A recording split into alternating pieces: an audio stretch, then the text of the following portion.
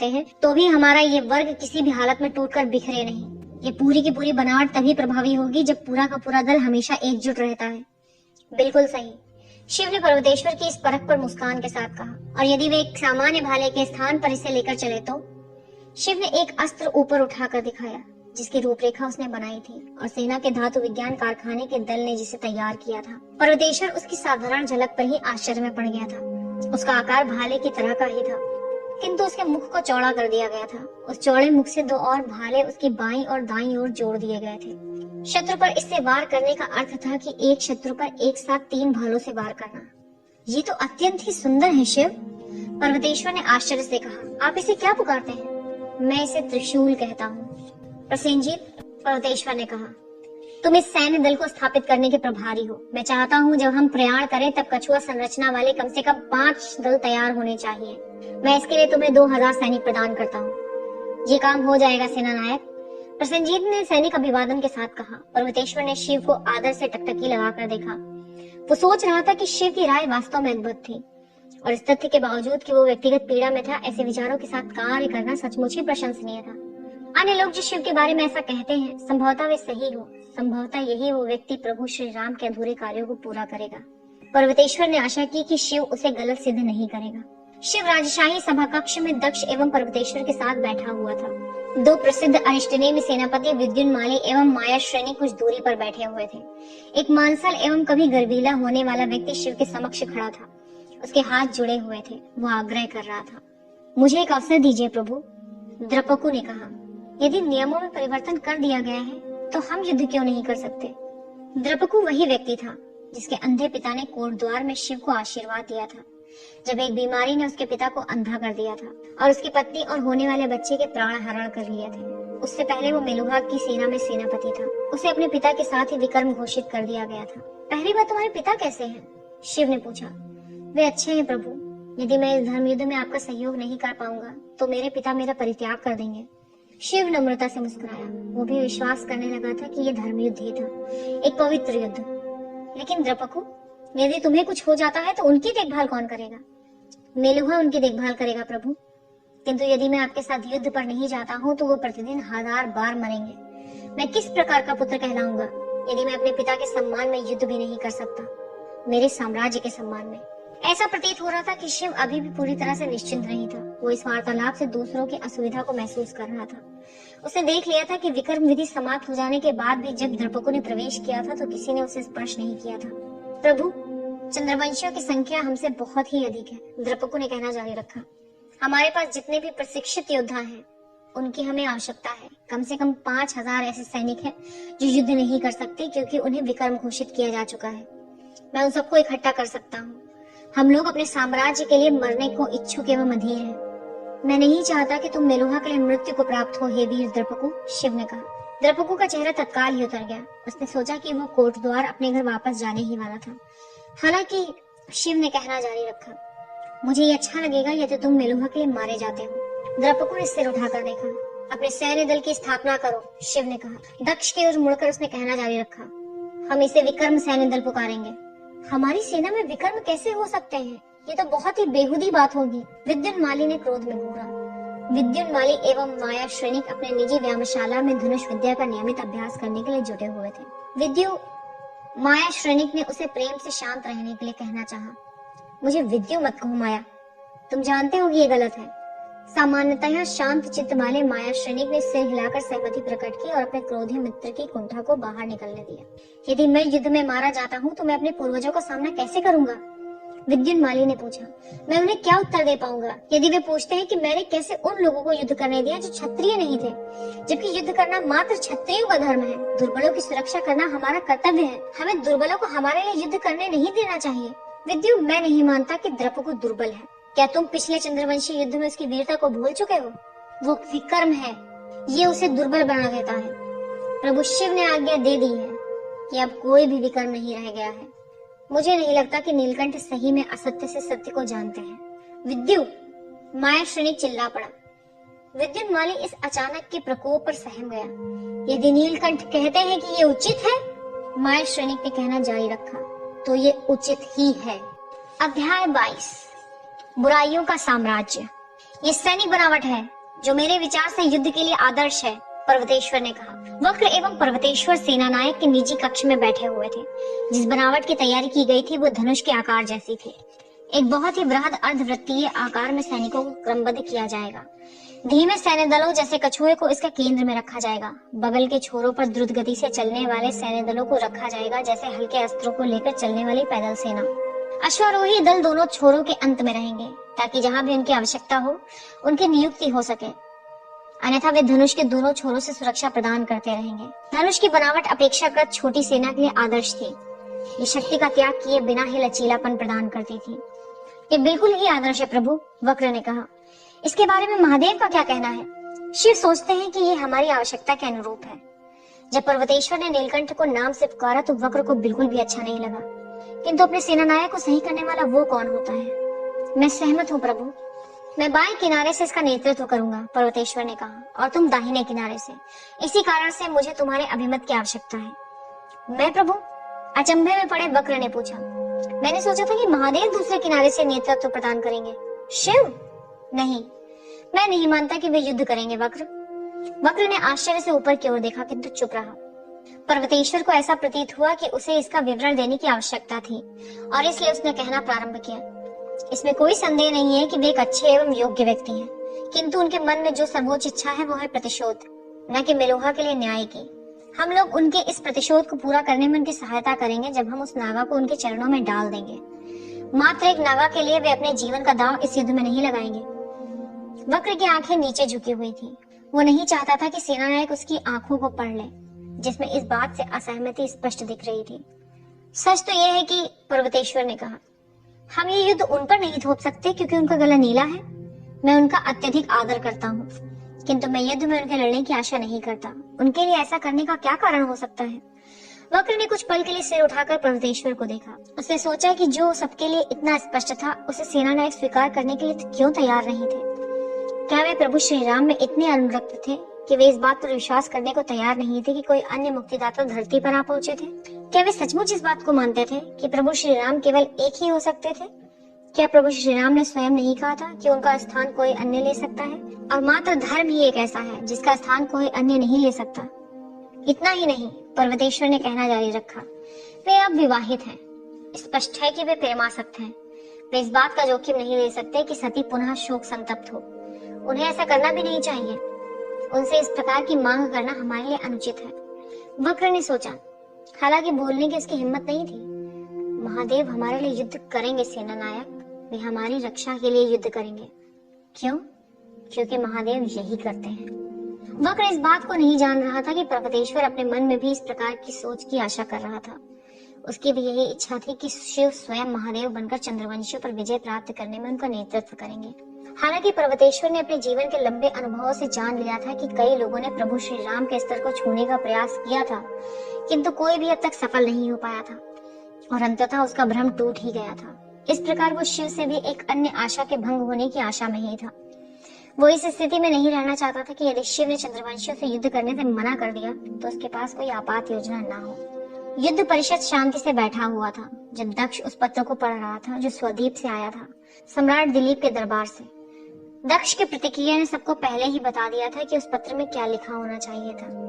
दक्ष ने अपनी आंखें बंद कर ली। उसका मुख क्रोध से बिगड़ गया था। उसकी मुट्ठी भींची हुई थी।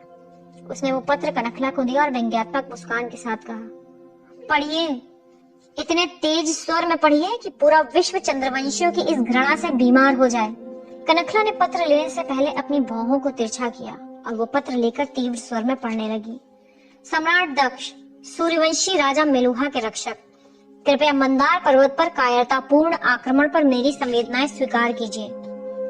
शांतिप्रिय ब्राह्मणों पर इस प्रकार के संवेदना विहीन आक्रमण करने की कड़े से कड़े शब्दों में निंदा की जानी चाहिए। हम इस बात पर सदमे में हैं कि भारतवर्ष का कोई निवासी इस निचले स्तर का कार्य करेगा। इसी कारण आश्चर्य एवं दुख के साथ मैं ये आपका पत्र पढ़ रहा हूँ। मैं आपको भरोसा दिलाना चाहता हूँ कि मेरा अथवा मेरे नियंत्रण में किसी का इस कपटपूर्ण आक्रमण से कोई लेना देना नहीं है। इसलिए मुझे आपको खेद के साथ सूचित करना पड़ रहा है कि ऐसा कोई व्यक्ति नहीं है जिसे हम आपके सुपुर्द कर सकते हैं।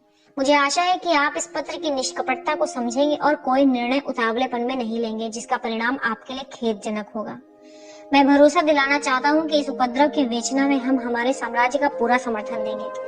कृपया हमें अवश्य बताइए कि हम किस प्रकार इन अपराधियों को न्याय दिलाने में आपकी सहायता कर सकते हैं। कनखला ने स्वयं को नियंत्रित करने के लिए गहरी सांस ली। विशिष्ट रूप से चंद्रवंशियों के इस दो मुही बात पर क्रोध उसके चेहरे को धो रहा था, जो उसके पूर्व के कथन पर खेद प्रकट कर रहा था। ये सम्राट दिलीप द्वारा व्यक्तिगत रूप से हस्ताक्षर किया है? कनखला ने पत्र के पाठ को पूरा करते हुए कहा। सम्राट दिलीप नहीं, क्रुद्ध दक्ष गुराया, बुराइयों के साम्राज्य का त्रासदकारी दिलीप। युद्ध। परिषद से एकीकृत स्वर गुंजायमान हुआ। दक्ष ने भ्रकुटी तने हुए शिव को देखा, जिसने सहमति में अति सूक्ष्मता से सिर हिलाया। युद्ध ही है, दक्ष ने गर्जना की। हम 2 सप्ताह में प्रयाण करेंगे। वो कड़ा जीवित हो उठा था।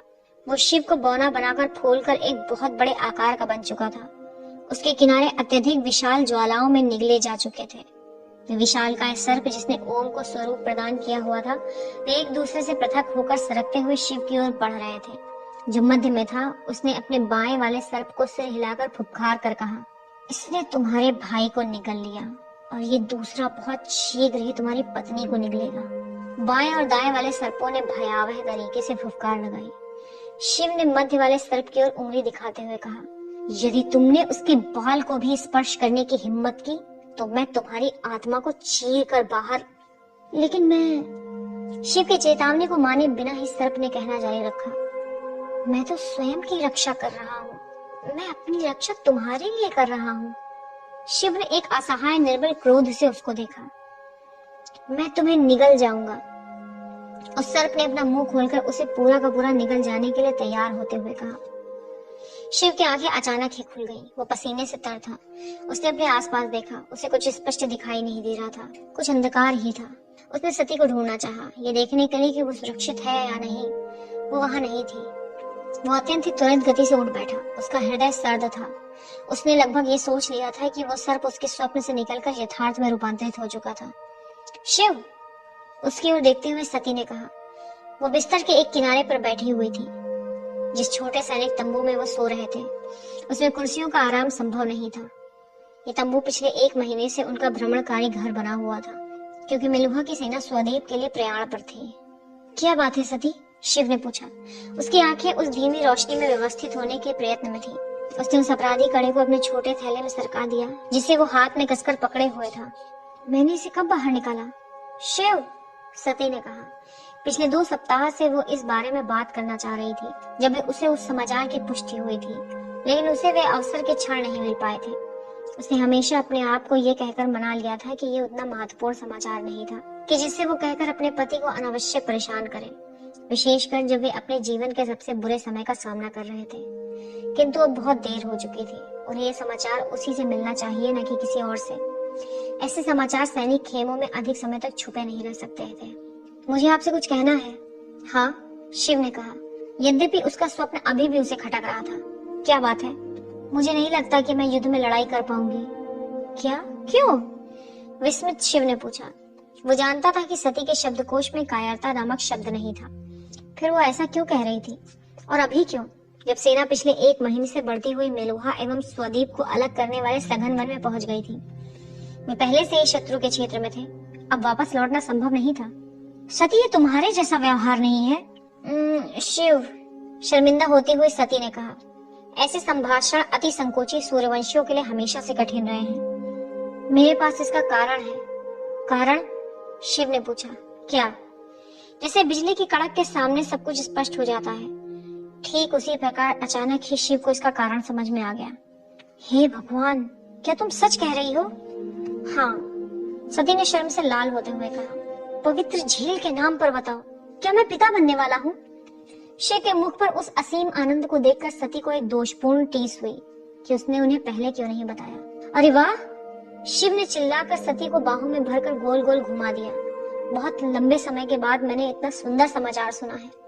सती मधुरता से मुस्कुराई और उसने शिव के थके हुए लेकिन ताकतवर कंधे पर अपना सिर रख दिया। हम लोग अपनी पुत्री का नाम उस स्त्री के नाम पर रखेंगे जिसने तुम्हें 2 महीने तक अपने जीवन से भी अधिक संभाल कर रखा, जब मैं तुम्हारे किसी काम का नहीं था। कट, हम उसका नाम रखेंगे कृतिका। सती ने आश्चर्य से उसे देखा। उसे ये विश्वास नहीं था कि वो उन्हें इससे भी अधिक प्रेम कर सकती थी, लेकिन ऐसा ही हुआ था। वो मुस्कुराई। आप जानते हैं कि वो पुत्र भी हो सकता है ना? शिव मुस्कुराया। वो पुत्री ही होगी। मैं उसकी सारी आदतें बिगाड़ दूंगा। सती दिल खोलकर हंसी। शिव ने भी उसका उतना ही साथ दिया। पिछले 2 महीनों में ये पहली प्रफुल्लित कर देने वाली हंसी थी। उसने सती को आलिंगनबद्ध कर लिया। उसे लगा कि उसके शरीर से ऋणात्मक ऊर्जाएं निकलती चली जा रही हो। मैं तुमसे बहुत प्रेम करता हूँ सती। मैं भी उतना ही प्रेम करती हूँ, सती ने हल्के स्वर में कहा। शिव उस तंबू का आवरण हटाकर बाहर निकला, जिसमें सती को आराम पूर्वक रखा गया था। कृतिका और आयुर्वती उसके साथ थे। परिचारक वर्ग उसकी प्रत्येक आवश्यकता का ध्यान रख रहे थे। शिव अपने अजन्मे शिशु के स्वास्थ्य के बारे में कुछ अधिक ही चिंतित था। पिछले 2 महीने से स्वद्वीप की ओर प्रयाण करते समय वो सती के अच्छे स्वास्थ्य के बारे में आयुर्वती से लगातार पूछताछ करता रहा था। सूर्यवंशी बड़ी वीरता पूर्वक लगभग 3 महीने से चल रहे थे।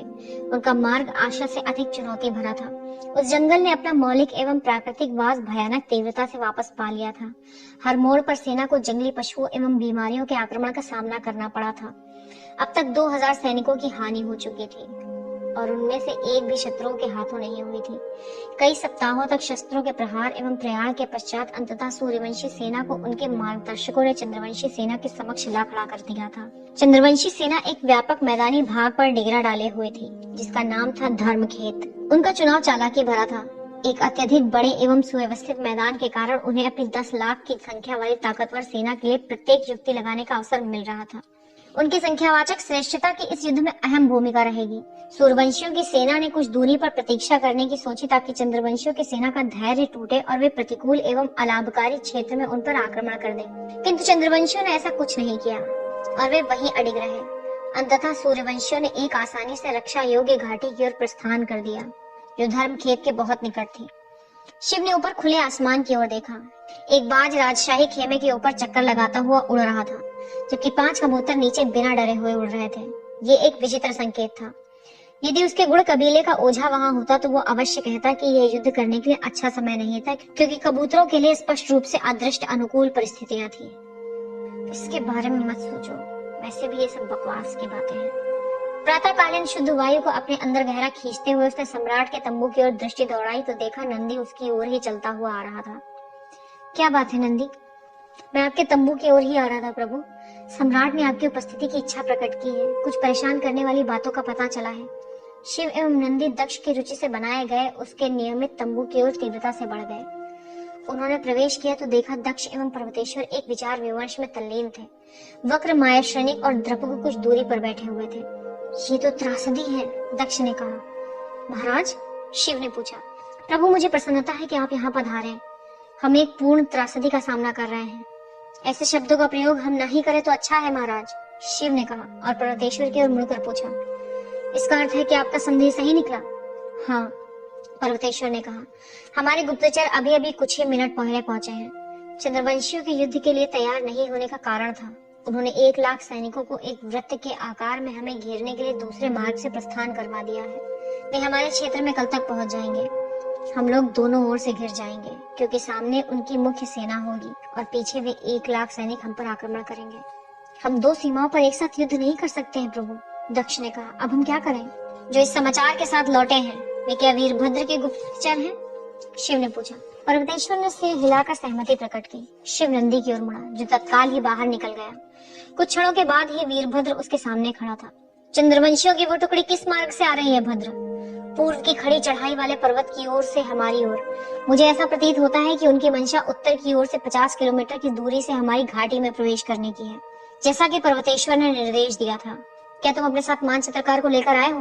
वीरभद्र ने सहमति में सिर हिलाया। उसके बाद उसने उस कक्ष में मध्य में जाकर मानचित्र को बिछा दिया। शिव और पर्वतेश्वर उसके ऊपर झुककर उसका निरीक्षण करने लगे। अपनी उंगलियों से संकेत देते हुए वीरभद्र ने कहा, इस ओर से। शिव ने सहसा कुछ कहना प्रारंभ किया, जैसे कि उसे सूर्यवंशी खेमे के सुदूर उत्तर में रक्षा योग्य स्थल उस मानचित्र पर मिल गया था। उसने पर्वतेश्वर को देखा। सेना नायक को भी वही विचार उभरा था। कितने व्यक्ति आप सोचते हैं पर्वतेश्वर? कहना कठिन है, ये कठिन होगा, किंतु दर्रा रक्षा योग्य प्रतीत होता है। फिर भी एक अच्छी संख्या के सैनिक दल की आवश्यकता होगी, कम से कम 30,000। लेकिन हम इतने आदमियों को छोड़ नहीं सकते। मेरा निश्चित विचार है कि चंद्रवंशियों की मुख्य सेना से दक्षिण की ओर से भी युद्ध कल ही प्रारंभ होगा। उनके लिए युद्ध करने का सबसे उपयुक्त समय वही होगा। पर्वतेश्वर ने कठोरता से सिर हिलाकर सहमति प्रकट की। उसने सोचा कि मेलुहा वासियों को पीछे हटना होगा और किसी अन्य अनुकूल परिस्थितियों वाले स्थल की ओर जाकर लड़ना होगा। मैं सोचता हूँ कि 5000 सैनिक इस काम को कर लेंगे प्रभु। शिव और पर्वतेश्वर ने नहीं देखा था कि द्रपकु मेज की ओर बढ़कर आ चुका था। वो उस दर्रे का परीक्षा कर रहा था जिसे शिव ने अभी अभी संकेत कर दिखाया था। इधर देखिए, द्रपकु ने कहना जारी रखा तो शिव और पर्वतेश्वर ने गहरी दृष्टि से मानचित्र को देखा। आगे बढ़ता हुआ पर्वत बड़ी तीव्रता से संकुचित होता गया है, जो आर पार 50 मीटर से अधिक नहीं होगा। इससे कोई मतलब नहीं है कि कितनी बड़ी सेना है, क्योंकि प्रत्येक धावा उस दर्रे में कुछ 100 आदमियों से अधिक का नहीं किया जा सकता है। लेकिन द्रपकु, 1 लाख सैनिकों वाली सेना से एक आक्रमण के बाद दूसरा आक्रमण लगातार किया जा सकता है, माया श्रेणिक ने कहा। और खड़ी चढ़ाई वाली पहाड़ियों के होने से आप प्रक्षेपास्त्र का भी प्रयोग नहीं कर सकते। विजय लगभग असंभव है। ये जीत के बारे में नहीं है, द्रपकु ने कहा। ये तो उन्हें एक दिन तक रोके रखने की बात है, ताकि हमारी मुख्य सेना युद्ध कर सके। मैं इसे करना चाहता हूँ, पर्वतेश्वर ने कहा। नहीं प्रभु, वक्र ने कहा, आपकी आवश्यकता मुख्य आक्रमण के लिए है। शिव ने पर्वतेश्वर की ओर देखा। मुझे भी यही रहने की आवश्यकता है। मैं भी इसे पार नहीं कर सकता, अपना सिर हिलाते हुए शिव ने कहा। पर्वतेश्वर ने शिव को देखा। उसके मुख पर मोहभंग होने वाले एक बड़े आकार वाला लेख स्पष्ट दिख रहा था। वैसे उसने आशा भंग होने की दशा के लिए स्वयं को तैयार कर लिया था। फिर भी उसे आशा थी कि शिव उसे गलत सिद्ध करेगा, किंतु अब पर्वतेश्वर को यह स्पष्ट प्रतीत हो रहा था कि अवलोकन वेदिका जो दक्ष के लिए बनी थी, शिव भी उसी पर बैठकर युद्ध होते हुए देखेगा। मुझे ये सम्मान दीजिए प्रभु, द्रपकु ने कहा। द्रपकु?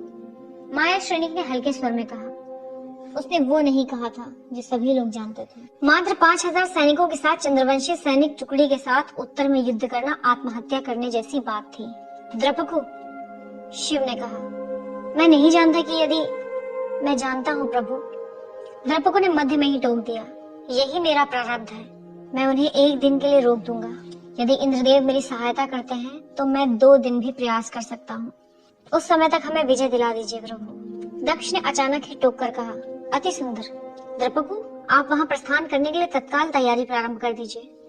द्रपकु ने बड़ी जोशीले ढंग से अभिवादन किया। इससे पहले कि कोई दूसरा कुछ विचार बताता, वो तेजी से बाहर निकल गया। 1 घंटे से ही कम समय में विक्रम सैन्य दल खेमा छोड़कर उत्तर दिशा की ओर प्रस्थान करने को तैयार हो चुकी थी।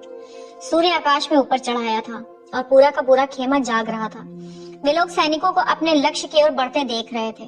सभी लोगों को पता था कि विक्रम को घनघोर कठिनाइयों का सामना करना था। वे जानते थे कि उन सैनिकों में से किसी को भी जीवित देखना असंभव ही था, किंतु जब वे सैनिक आगे बढ़ रहे थे तो उनमें हिचकिचाहट या डर कोई लेश मात्र भी संकेत दिखाई नहीं दे रहा था। सारा का सारा सूर्यवंशी खेमा एक शांतिमय विस्मय में था। सभी के मन में एक ही विचार गुंजायमान हो रहा था, ये विक्रम इतने तेजस्वी कैसे हो सकते हैं? इन्हें तो कथित रूप से दुर्बल होना चाहिए था। द्रपकु सबसे आगे नेतृत्व कर रहा था। उसका सुंदर चेहरा युद्ध के रंगों से पुता हुआ था। अपने कवच के ऊपर उसने केसरिया रंग का अंगवस्त्र पहन रखा था। ये रंग परमात्मा का था। ये रंग अंतिम यात्रा के लिए पहना जाता था। उसने वापस आने की आशा नहीं की थी। वो अचानक ही रुका क्योंकि विद्युत माली झपट्टा मारकर उसके सामने खड़ा हो गया।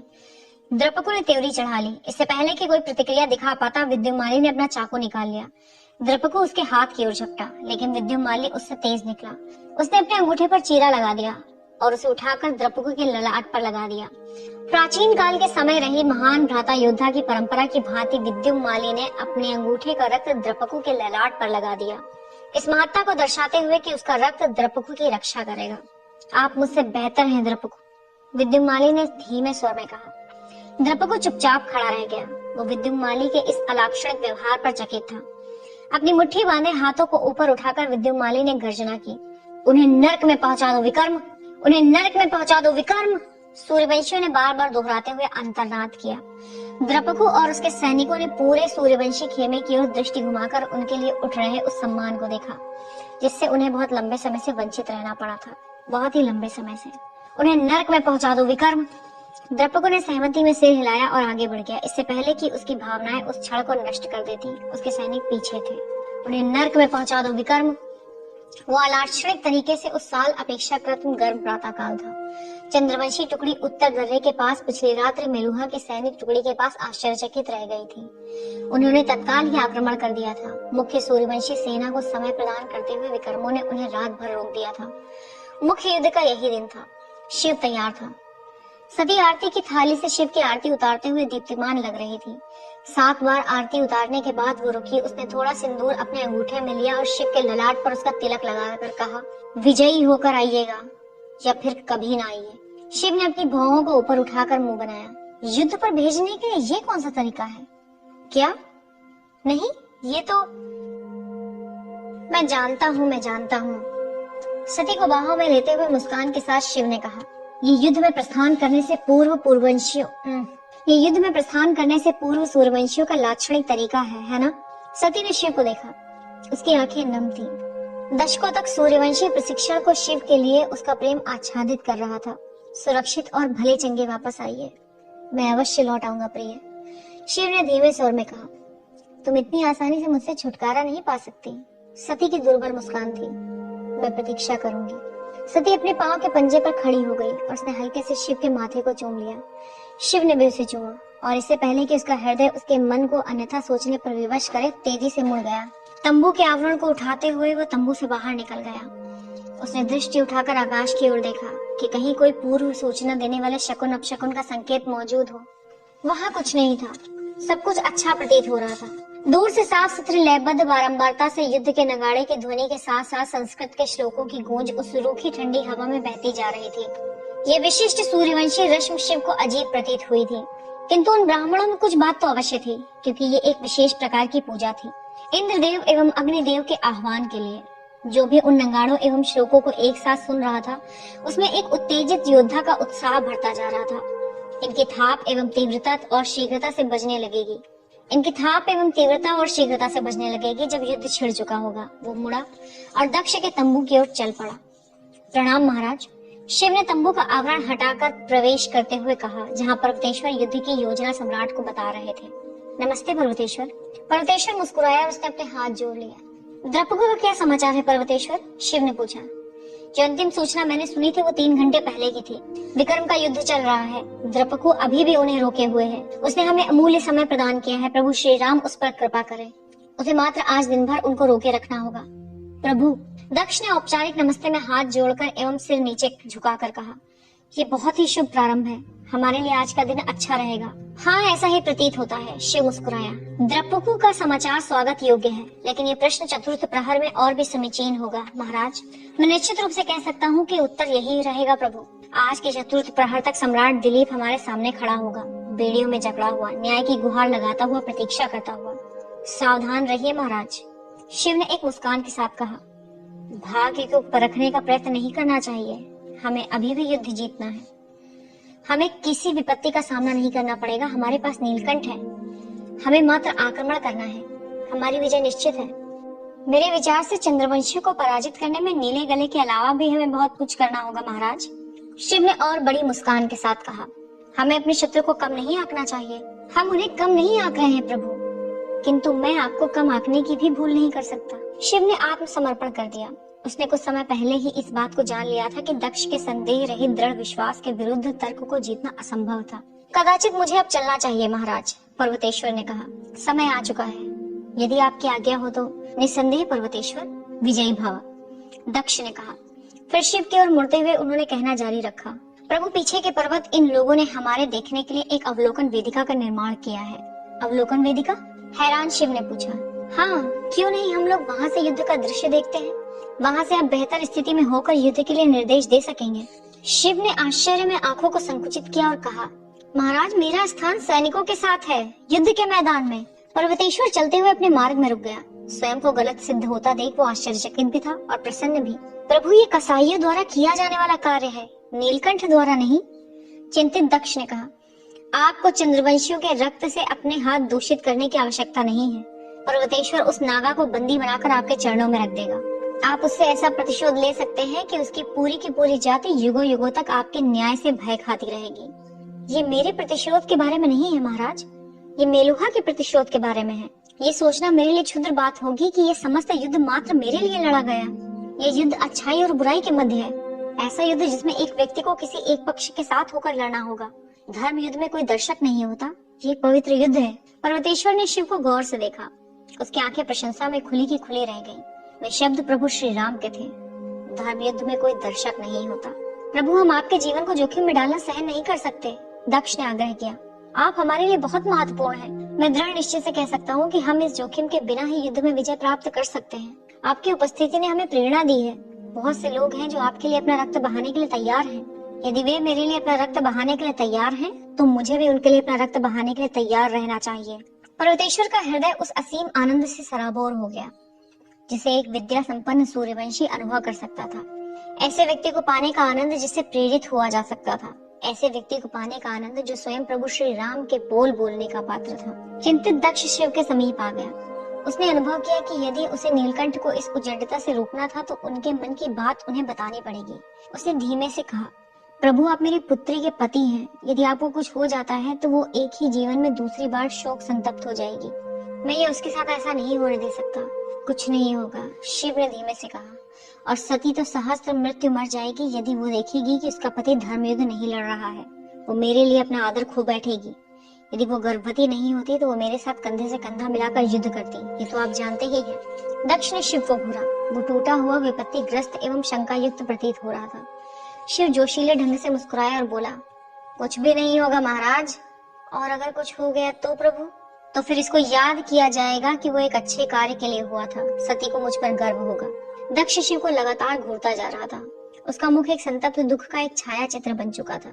मुझे क्षमा करें महाराज, किंतु मुझे जाना ही होगा, शिव ने एक औपचारिक नमस्ते करके कहा और मुड़कर जाने लगा। पर्वतेश्वर ने उनका अनुसरण किया, अन्य मनस्क ढंग से, जैसे किसी असीम शक्ति द्वारा खींचा चला जा रहा हो। ज्यों ही शिव तेजी से तंबू से निकलकर अपने घोड़े की ओर चल पड़ा तो उसने पर्वतेश्वर का गरज वाला स्वर सुना, प्रभु। शिव चलता रहा। प्रभु, पर्वतेश्वर ने बल लगाकर आग्रही होकर पुकारा। शिव चलते चलते अचानक रुक गया। वो मुड़ा तो उसके चेहरे पर एक आश्चर्य मिश्रित तेवर था। मुझे क्षमा करें पर्वतेश्वर, मुझे लगा कि आप महाराज को पुकार रहे थे। नहीं प्रभु, पर्वतेश्वर ने शिव के समीप पहुंचकर कहा, मैं आपको ही पुकार रहा था। अब उसकी त्योरी और भी चढ़ गई थी। क्या बात है वीर सेना नायक? पर्वतेश्वर तनकर सैनिक की तरह सावधान की मुद्रा में खड़ा हो गया। उसने शिव से एक निश्चित दूरी बना ली थी। वो उस पवित्र भूमि पर नहीं खड़ा हो सकता था जिसने महादेव को पालने में झूला रखा था, जैसे कि वो आधी नींद में हो। पर्वतेश्वर ने अपनी मुट्ठी बांधकर एक लहरदार तरीके से अपने सीने से लगाया और उसके बाद उसने महिलाओं का औपचारिक अभिवादन किया और नीचे झुक गया। इतना नीचे जितना कि वो पहले कभी किसी जीवित व्यक्ति के सामने नहीं झुका था।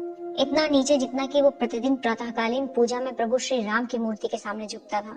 शिव पर्वतेश्वर को लगातार गहरी दृष्टि से देखता जा रहा था। उसके मुख पर एक अजीब आश्चर्य मिश्रित अजनबीपन था। शिव पर्वतेश्वर का बहुत आदर करता था, अतः वो उसके इस प्रकार के खुले मूर्तिकरण से असुविधाजनक महसूस कर रहा था। उठकर किंतु सिर को अभी भी झुकाए हुए पर्वतेश्वर ने धीमे से कहा, आपके साथ रक्त बहाने पर मैं स्वयं को धन्य समझूंगा प्रभु। अपना सिर उठाकर उसने पुनः कहा, स्वयं को धन्य समझूंगा। शिव मुस्कुराया और उसने पर्वतेश्वर के हाथ पकड़ते हुए कहा, सच तो ये है कि यदि हमारी योजनाएं सही हैं, तो मैं आशा करता हूँ कि हमें बहुत अधिक रक्त बहाने की आवश्यकता नहीं पड़ने वाली है। अध्याय 23, धर्म युद्ध, पवित्र युद्ध। सूर्यवंशी धनुष के आकार में व्यवस्थित हो चुके थे, शक्तिशाली किंतु अत्यधिक लचीले। हाल ही में स्थापित किया गया कछुआ सैन्य दल मध्य में रखा गया था। हल्के शस्त्रों वाली पैदल सेनाओं से दोनों किनारे बनाए गए थे और अश्वारोही दल दोनों किनारों पर सीमा बने हुए थे। पिछली रात्रि बिन मौसम की बरसात के कारण रथों को छोड़ दिया गया था। पहियों के कीचड़ में फंस जाने का जोखिम वे नहीं उठा सकते थे। नए प्रशिक्षित धनुषधारियों का सैन्य दल पीछे की ओर रखा गया था। बड़ी दक्षता से उनकी पीठ को आराम देने वाले आसन बनाए गए थे, जिसके ऊपर वे आसानी से लेटकर अपने पैरों को यांत्रिक ढंग से चलाकर अपना लक्ष्य साध सकते थे। धनुष को अपने पैरों की लंबाई तक ऊंचा किया जा सकता था और डोरी को अपनी ठुड्डी तक लाकर बहुत शक्ति से उन बाणों को चलाया जा सकता था, जो एक छोटी बर्छी या भाले के समान थे। चूंकि वे सूर्यवंशी पैदल सेना के पीछे थे, इसलिए वे चंद्रवंशियों की दृष्टि से पूरी तरह से छिपे हुए थे। एक मानकीय आक्रामक बनावट में चंद्रवंशियों ने अपनी सेना को अपनी शक्ति के अनुसार व्यवस्थित कर रखा था। उनकी विशाल पैदल सेना 5000 सैनिकों के दल में बटी हुई थी। ऐसे दल 50 थे जो एक पंक्ति में असंख्य जनसमूह की तरह प्रदर्शित हो रहे थे। जहां तक आंखें जा सकती थी, वे इतनी दूरी तक फैले हुए थे। प्रथम पंक्ति के पीछे वैसे ही 3 और विशाल जनसमूहों की पंक्तियां थी, जो अपना काम समाप्त करने के लिए तैयार बैठे थे। संख्या की दृष्टि से इस प्रकार की बनावट कम सेना पर सीधा आक्रमण करने के लिए सटीक थी, जिससे आक्रमण को बहुत अधिक शक्ति एवं दृढ़ता मिलती, किंतु इसके साथ ही ये बहुत ही ठोस बनावट थी, जिसमें लचीलापन नहीं था। दलों के मध्य थोड़ी जगह रखी गई थी ताकि यदि आवश्यकता पड़े तो अश्वारोही दल धावा बोल सके। सूर्यवंशी बनावट को देखते हुए चंद्रवंशियों ने अपने अश्वारोही दलों को किनारों पर लगा दिया था। उनके विचार से ये उन्हें सूर्यवंशी बनावट के किनारों में जलजला लाने के लिए उपयुक्त अवसर प्रदान करेगा और उनकी पंक्ति को तोड़ देने में सफल होगा। चंद्रवंशी सेना नायकों ने युद्ध के मैदान में प्राचीन युद्ध नियम पुस्तक को मूर्त रूप दे दिया था और उसके एक एक पृष्ठ का निष्ठा पूर्वक पालन किया था। ये एक आदर्श तरीका होता यदि उनके शत्रुओं ने भी मानकीय युक्तियों का पालन किया होता। दुर्भाग्य से वो एक तिब्बतीय कबीले के मुखिया के विरुद्ध युद्ध कर रहे थे, जिसके नव प्रवर्तनों ने सूर्यवंशी आक्रमण को पूरी तरह से रूपांतरित कर दिया था। युद्ध के मुख्य मैदान के किनारे एक छोटी पहाड़ी की ओर ज्यों ही शिव का घोड़ा पहुंचा तो ब्राह्मणों ने श्लोकों के उच्चारणों की गति बढ़ा दी, जबकि युद्ध के नगाड़ों ने भी उच्च स्तर की ऊर्जा भर दी। संख्या में बहुत कम होने के बाद भी सूर्यवंशियों ने तनी भी घबराहट का संकेत नहीं दिया था। उन्होंने अपने डर को गड्ढे में गाड़ दिया था। प्रत्येक टुकड़ी के जत्थे ईश्वर की पुकार से युद्ध का घोषणात करने लगे। इंद्रदेव की जय, अग्निदेव की जय, जय शक्ति देवी की, वरुण देव की जय, जय पवन देव की। ये पुकार क्षण भर में ही भुला दी गई जब सैनिकों ने देखा कि एक श्वेत अति सुंदर युद्धाश्व एक अत्यंत ही बलशाली व्यक्ति को लेकर कदम ताल करता हुआ छोटी पहाड़ी की ओर से आया था। उनके पीछे पर्वतेश्वर था और उनके पीछे नंदी एवं वीरभद्र। कानों को छेद कर देने वाली गर्जना ने आसमान को जैसे छिद्रयुक्त कर दिया हो। वो गर्जना इतनी विशाल थी कि बादलों में घर बनाने वाले देवताओं को भी बाहर निकलकर नीचे घट रही घटनाओं को देखने के लिए विवश कर दिया। वक्र तीव्रता से शिव के पास पहुंच गया जैसे ही उसने देखा कि शिव उसकी ओर आ रहे थे। इससे पहले कि शिव उसके पास पहुंचते, पर्वतेश्वर भी तेजी से घोड़े से उतर गया और वक्र के समीप पहुंच गया।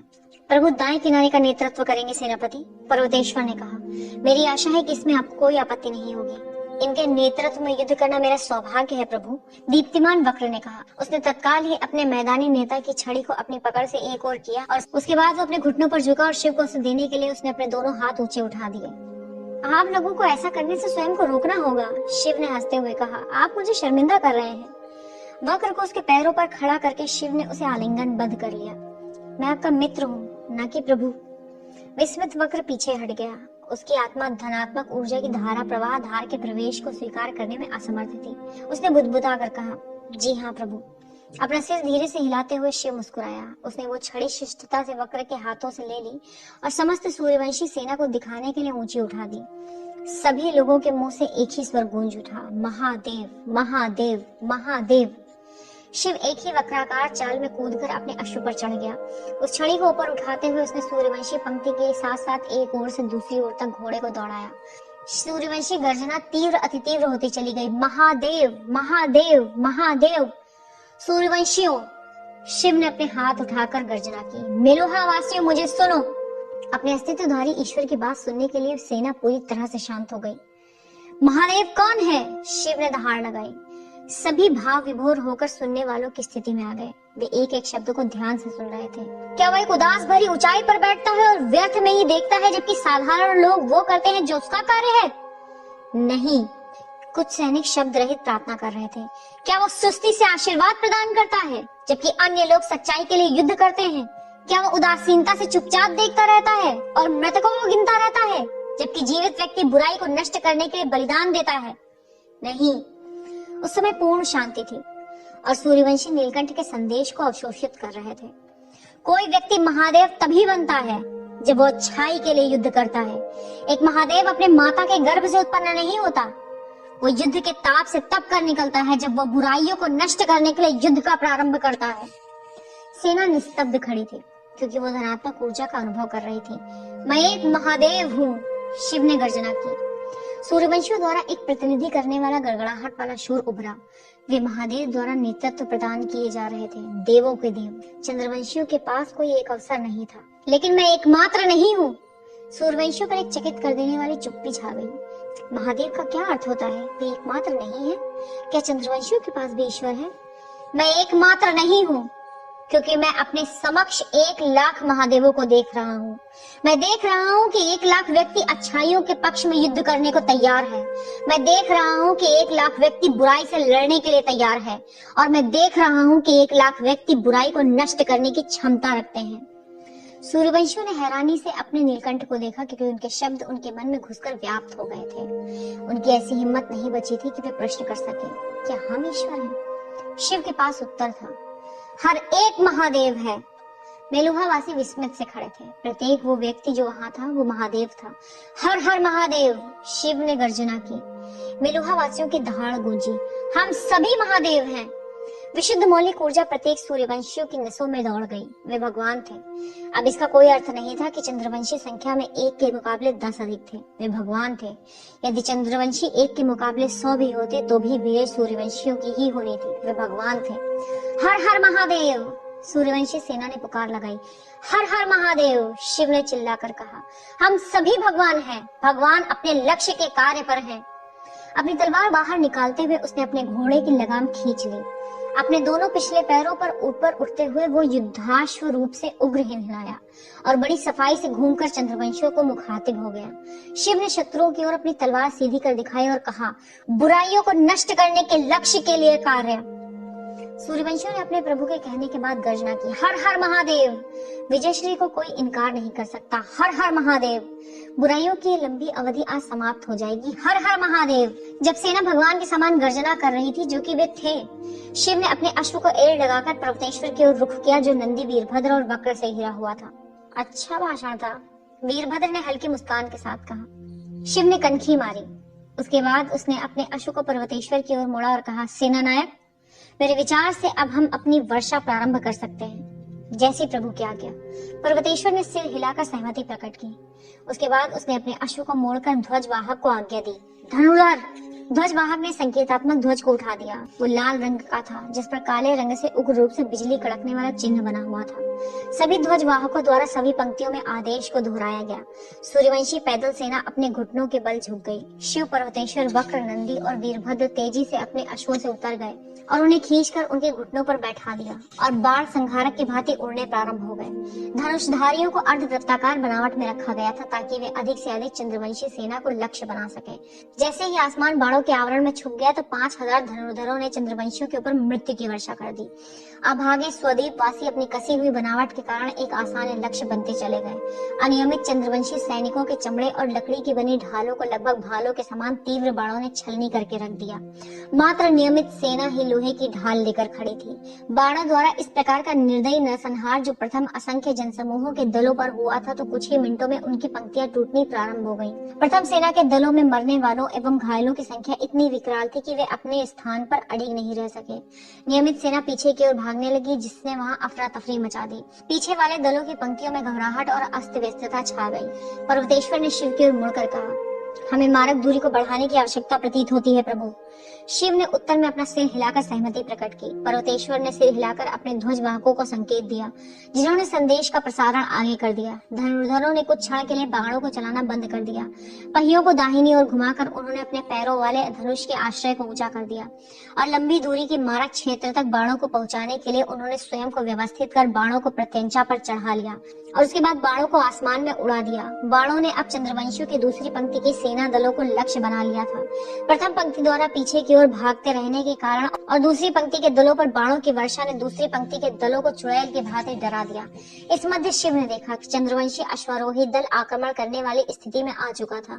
वो पर्वतेश्वर की ओर मुड़ा और उसने कहा, सेना नायक, उनकी अश्ववाहिनी आगे बढ़ रही है। वे हमें तितर बितर करके धनुर्धरों पर आक्रमण करने का प्रयास करेंगे। हमारी अश्ववाहिनी को उन्हें मैदान के मध्य में ही रोक देना होगा। जैसी ही प्रभु की आज्ञा, पर्वतेश्वर ने कहा। मैंने चंद्रवंशियों की इस चाल का अनुमान पूर्व में ही लगा लिया था। इसी कारण मैंने दोनों किनारों पर माया सैनिक और विद्युन्माली के नेतृत्व में अरिष्टनेमी के 2 अश्वारोही दलों को पहले से ही नियुक्त कर दिया था।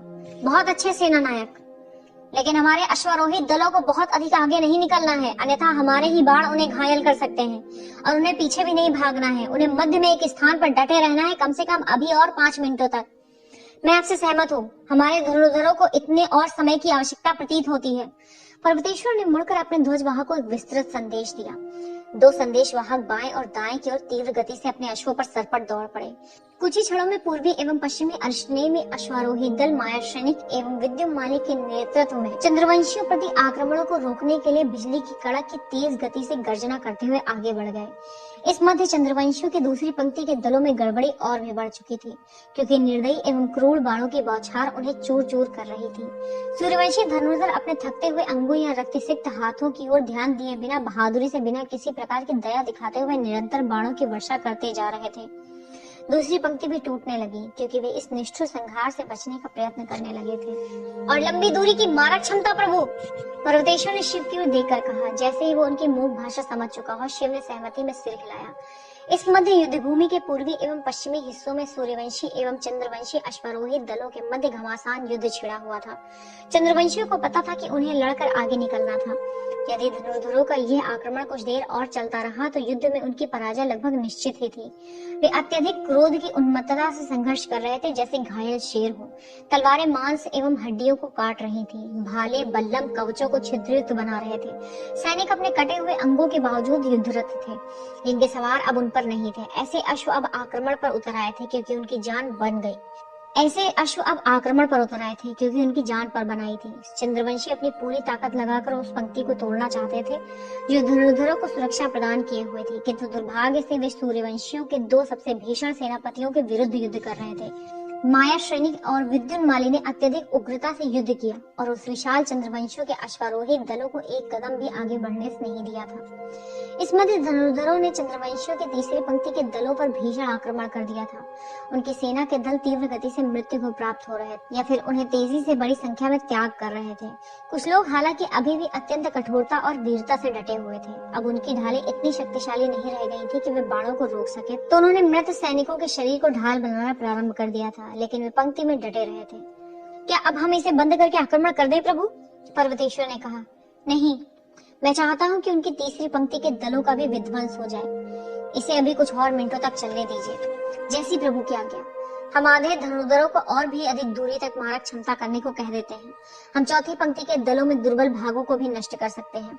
यदि उनकी भी पंक्ति में भगदड़ मचती है तो समझिए कि उनके वक्ष स्थल में घबराहट की लहर फैल जाएगी। आप बिल्कुल सही है पर्वतेश्वर, ऐसा ही करते हैं। इस मध्य पश्चिमी सीमा पर चंद्रवंशियों ने अपने आशाहीन आक्रमण का अनुभव कर लिया था और वे पीछे हट गए थे। कुछ अरिष्टेमी अश्वारोही उनके पीछे भागने के प्रयत्न थे कि विद्युन्माली ने उन्हें रोक दिया। जब चंद्रवंशी पीछे हटते गए तो विद्युन्माली ने अपनी टुकड़ी को वहीं जमे रहने का आदेश दिया, इस अनुमान में कहीं चंद्रवंशी पुनः प्रति आक्रमण न कर बैठे। जब उसने देखा कि शत्रु अपनी पंक्ति में जाकर पुनः मिल गए तो विद्युन्माली ने अपनी टुकड़ी को धनुष के किनारे वाले स्थान पर पुनः लाकर खड़ा कर दिया। चंद्रवंशी जो माया श्रेणी का सामना कर रहे थे वे थोड़ा कठिन तत्व के बने हुए थे। अत्यधिक हानि पहुंचने के बाद भी वे कठोरता से संघर्ष कर रहे थे और पीछे हटने से इनकार कर रहे थे। माया श्रेणी एवं उसके दल ने शत्रुओं को रोकने के लिए घमासान युद्ध किया था। अचानक ही बाणों की वर्षा रुक गई। धनुर्धरों को रुक जाने का संकेत दिया जा चुका था। अब जबकि उनका लक्ष्य बिना उनके हस्तक्षेप के ही पूरा हो चुका था तो चंद्रवंशी सेनापति ने अपने अश्वारोही दल को पीछे हट जाने का आदेश दे दिया। उधर माया श्रेणिक ने भी अपने दल को पीछे हटकर पुनः अपने मौलिक स्थान पर लाकर खड़ा कर दिया, क्योंकि उसे महसूस हो गया था कि युद्ध का मुख्य आक्रमण अब कुछ ही क्षणों में प्रारंभ होने वाला था। सेनानायक, क्या हम प्रारंभ कर सकते हैं? शिव ने बाएं भाग की ओर सिर हिलाकर पूछा। जैसी प्रभु की इच्छा, पर्वतेश्वर ने उत्तर दिया। जो ही पर्वतेश्वर अपने अश्व पर सवार होने को हुआ तो शिव ने पुकारा, पर्वतेश्वर। जी प्रभु। चंद्रवंशियों के अंतिम पंक्ति तक घुड़दौड़ की प्रतियोगिता हो जाए। पर्वतेश्वर ने आश्चर्य से अपनी भौहें उठाई। उसने एक बड़ी मुस्कान के साथ कहा, मैं जीत जाऊंगा प्रभु। चलिए देखते हैं। शिव मुस्कुराया। उसकी आंखें ठिठोली करने वाली मुद्रा में संकुचित हो गई। पर्वतेश्वर अत्यधिक फुर्ती से अपने अश्व पर सवार हुआ और बाईं ओर नेतृत्व करने के लिए चल पड़ा। शिव अपने अनुगामियों वक्र नंदी एवं वीरभद्र के साथ दाईं ओर चल पड़ा। प्रसेनजीत ने अपने कछुए वाले दलों को मध्य में तैयारी की अवस्था में रख दिया। बेलुहा वासियों, शिव ने गर्जना करते हुए कहा, वे आपके सामने लेटे पड़े हैं। वे आपके सामने लेटे पड़े हैं वध की प्रतीक्षा में। ये आज ही समाप्त होगा। बुराइयों का आज ही सर्वनाश होगा। हर हर महादेव। जो ही शंख ध्वनि ने सूर्यवंशी आक्रमण की घोषणा की तो सैनिकों ने अपने तीव्र स्वरों को गुंजायमान कर दिया। कानफोड़ों शोर मचाते हुए पैदल सेना ने चंद्रवंशियों की ओर आक्रमण करने के लिए दौड़ लगा दी। कछुआ टुकड़ियां धीमी अवश्य थीं, लेकिन वे हठी तरीके से चंद्रवंशियों की सेना के केंद्र की ओर आगे बढ़ रही थी। धनुषाकार बनावट में उनके किनारे केंद्र की अपेक्षा अधिक तेजी से आगे बढ़ रहे थे। अश्वारोही दल किनारों से प्रवेश कर रहा था, अपने पैदल सैनिकों को शत्रु के आक्रमण से सुरक्षा देते हुए। इस मध्य तीसरी एवं चौथी पंक्ति के बचे हुए साहसिक चंद्रवंशी सैनिक तेजी से एक पंक्ति बनाने के प्रयत्न में जुटे थे, ताकि सूर्यवंशियों के घातक आक्रमण का सामना कर सकें। लेकिन अनगिनत मृतकों के शरीरों के युद्ध के मैदान में होने के कारण वे पारंपरिक चातुरंग बनावट में नहीं आ पा रहे थे, जो उन्हें क्षैतिज चलन की अनुमति प्रदान करता था। और इससे पहले कि सूर्यवंशी सेना उन पर आक्रमण करती, वे एक पतली पंक्ति में एक साथ भीड़ की तरह ही इकट्ठे हो पाए। सूर्यवंशियों के लिए वो युद्ध ठीक उसी प्रकार चल रहा था जैसे उनकी योजना बनी थी। जब वे चंद्रवंशी पंक्ति तक पहुंचे तो वे एक कसी हुई वक्राकार पंक्ति के रूप में प्रशिक्षित एवं विद्वेषपूर्ण सैनिकों से युक्त थे और उनके किनारों पर हल्की पैदल सेना अपनी किनारे वाली सेना से धीमे होकर पीछे थी, क्योंकि कछुए के दलों की गति धीमी थी। अबाध रूप से चलने वाली कछुआ टुकड़ियों ने चंद्रवंशियों के मध्य हिस्से को छिन्न भिन्न कर दिया।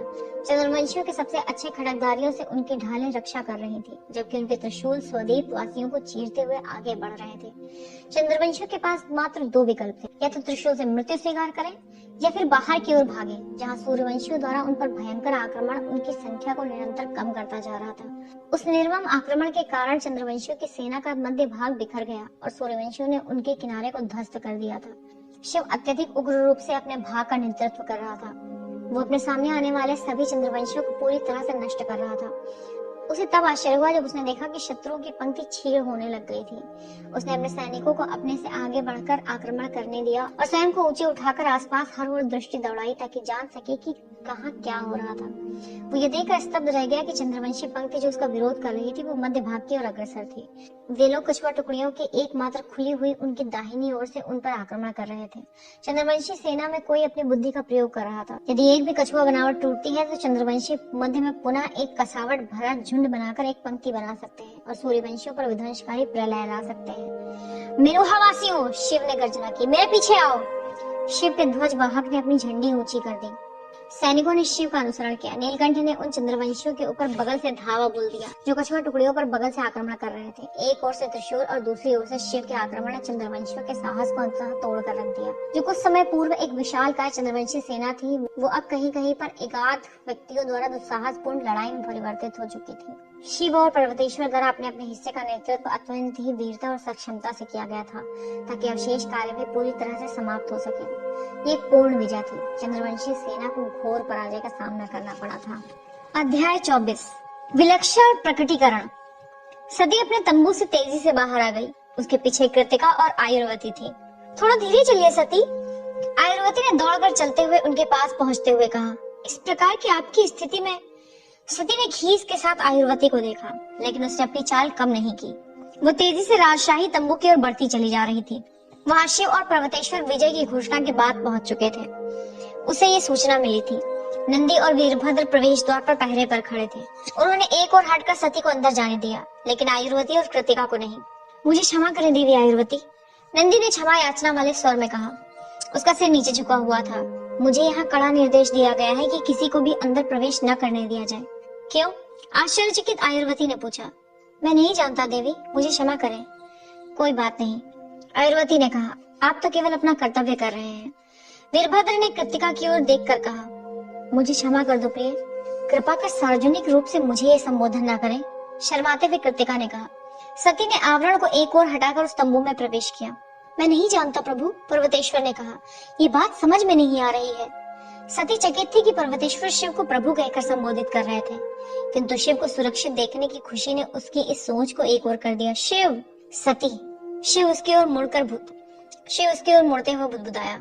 सती जड़वत हो गई थी, क्योंकि जब उन्होंने सती को देखा तो वे मुस्कुराए नहीं थे। उनके मुख पर विजयी मुस्कान नहीं थी। उन्होंने अपने घावों पर मरहम पट्टी भी नहीं करवा रखी थी। क्या बात है? सती ने पूछा। शिव ने सती को गहरी दृष्टि से देखा। उसके मुख के भावों ने सती को विचलित कर दिया। वो पर्वतेश्वर की ओर मुड़ी। उसने कुछ क्षण के लिए एक जबरन मुस्कान वाली मुद्रा की। इस प्रकार की मुस्कान उनके मुख पर तभी आती थी जब वे किसी बुरे समाचार से उसे बचाना चाहते थे। क्या बात है पितृतुल्य? पर्वतेश्वर ने शिव की ओर देखा, जिसने अंत में अपना मुंह खोला। इस युद्ध के बारे में हमें कुछ परेशान कर रहा है। आपको क्या परेशान कर सकता है? आश्चर्यचकित सती ने पूछा। आपने सूर्यवंशियों को अब तक की सबसे महान विजय दिलाई है। चंद्रवंशियों को यह घनघोर पराजय मेरे दादाजी द्वारा देने वाली पराजय से भी श्रेष्ठ है। आपको तो गर्व होना चाहिए। मैंने चंद्रवंशियों के साथ किसी नागा को नहीं देखा, शिव ने कहा। नागा लोग वहां नहीं थे? सती ने पूछा। ये तो समझ के बाहर है। हाँ, शिव ने कहा।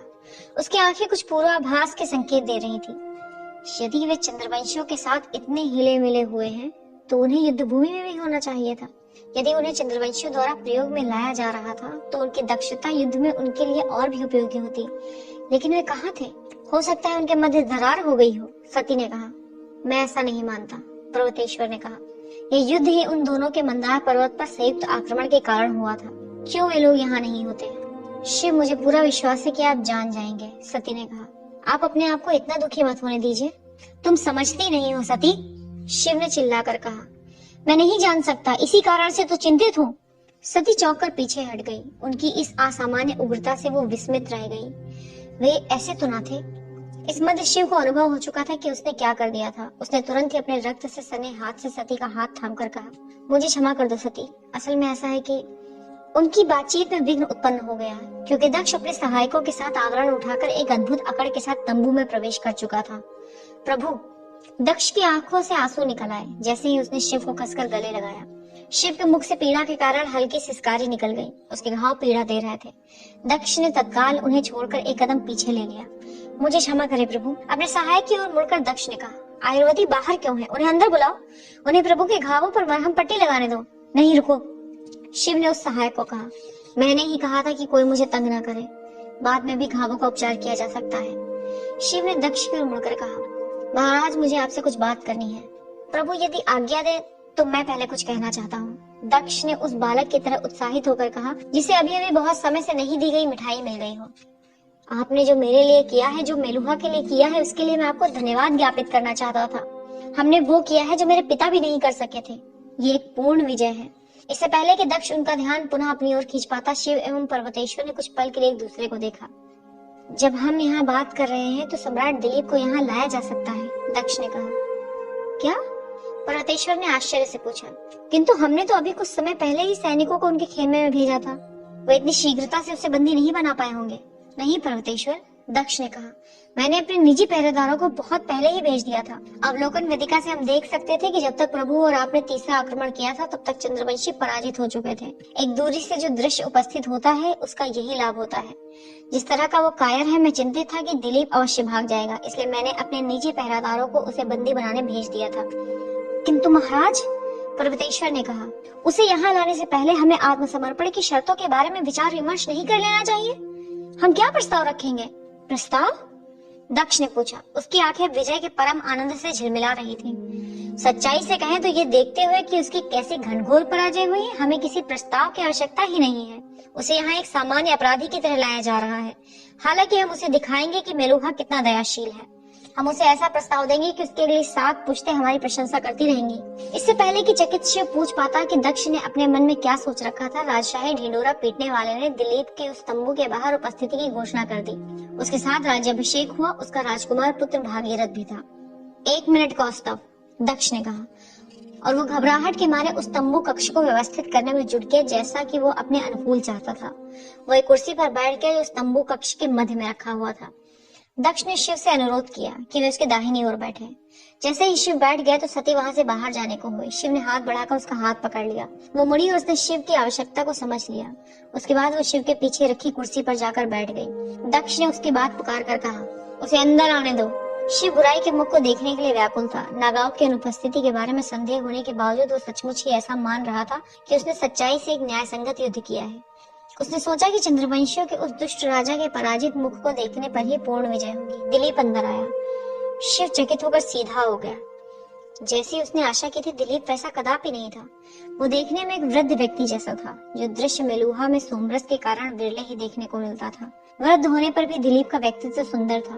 वो मध्यम कद का और थोड़े मांसल शरीर के साथ उसकी त्वचा काले रंग की थी। मेलुहा वासियों के सादगी भरे पहनावे की तुलना में उसका पहनावा मौलिक रूप से भिन्न था। एक चमकदार गुलाबी धोती, चमकदार बैगनी रंग का अंग वस्त्रम और प्रचुर मात्रा में स्वर्ण आभूषण उसके अधिकतर अंगों में पहने होने के कारण उसे आकर्षक बना रहे थे। उसके चेहरे से प्रतीत हो रहा था कि उसने जीवन को बहुत ही आमोद प्रमोद में बिताया था। अति व्ययी ढंग से रंगीन उसके मुकुट के नीचे उसके सफेद बालों के साथ साथ बहुत अच्छी प्रकार से छटनी की हुई दाढ़ी ने उसके चेहरे को पूर्णतः अशक्त सा आकार देते हुए बुद्धिजीवी व्यक्ति का आकार भी दे रखा था। अभिषिक्त राजकुमार भागीरथ कहाँ है? दक्ष ने पूछा।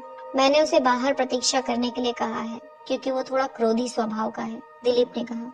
वो केवल दक्ष को देख रहा था और किसी अन्य की उपस्थिति मानने से इनकार कर रहा था। उसने आगे कहा, क्या आप मेलुहा वासियों में अपने अतिथि को बैठने के लिए कुर्सी देने की रस्म नहीं है? आप अतिथि नहीं है सम्राट दिलीप, दक्ष ने कहा। आप बंदी हैं। हाँ हाँ, मुझे पता है। आप मस्खरी पसंद नहीं करते क्या? दिलीप ने व्यंग्यात्मक ढंग से कहा। तो फिर इस बार आप लोग हमसे क्या चाहते हैं? दक्ष ने दिलीप को प्रश्न सूचक दृष्टि से घूरा। आप लोगों ने 100 साल पहले ही यमुना का जल चोरी कर लिया है, दिलीप ने कहना जारी रखा। अब और क्या चाहते हैं? शिव ने आश्चर्य से दक्ष की ओर मुड़कर देखा। हमने यमुना का जल चुराया नहीं है, दक्ष क्रोध से चिल्लाया। वो हमारा था और हमने वापस ले लिया था। हाँ, जो भी हो, दिलीप अपने हाथों को लहराकर इस बात को वहीं समाप्त करता हुआ बोला। इस बार आपकी क्या मांगे हैं? जिस प्रकार वार्तालाप चल रहा था उस पर शिव अचंभित था। उन लोगों ने अभी अभी इस दुष्ट व्यक्ति को पराजित किया था। उसे पश्चातापी होना चाहिए था, लेकिन वह दूसरों को नीचे दिखाने वाला व्यवहार कर रहा था और दम्भी था। दक्ष ने दिलीप को अपनी आंखें बड़ी करके और मधुर मुस्कान के साथ देखते हुए कहा, मैं कुछ लेना नहीं चाहता, बल्कि आपको कुछ देना चाहता हूँ। दिलीप ने सावधानी पूर्वक अपनी भौहों को ऊपर उठाकर पूछा, मुझे कुछ देना चाहते हैं? मैं आपको हमारी जीवन शैली का लाभ देना चाहता हूँ। दिलीप लगातार संदेह भरी दृष्टि से